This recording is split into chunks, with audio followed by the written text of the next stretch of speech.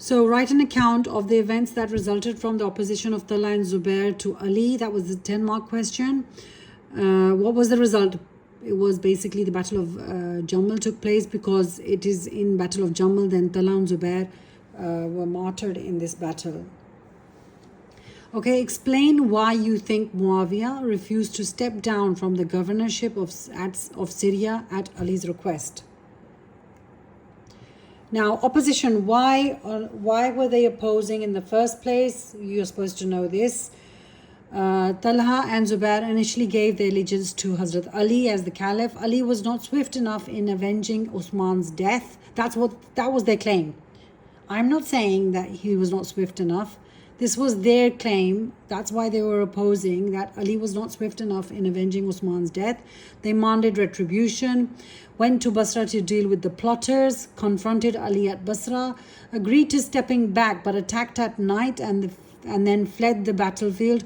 Hazrat Talha and Zubair, during the attack, when people attacked, the rebels attacked, Talha and Zubair, it is said that they were fleeing the battlefield, that they understood what was going wrong. They fled the battlefield and both were killed in the process. Now, one reason for Muawiya not stepping down was the Umayyad supremacy. Remember, the Banu Umayyah and the Banu Hashim, they were, rivals. Rivals in the fact that, they were always in competition with each other. So, to enable the Umayyad supremacy and get their supremacy back, because naturally when the Prophet came within the Banu Hashim, all of a sudden the Banu Hashim gets, the supremacy because based on prophethood. Now, to regain that supremacy, it is said that Hazrat Muawiyah did not want to step down. And then vengeance also. Vengeance for, they wanted the vengeance of Hazrat Usman's murder, but it was not just the vengeance for Hazrat Usman's murder. They also believed the conspiracy that maybe behind the plotters, behind the rebels, was Hazrat Ali.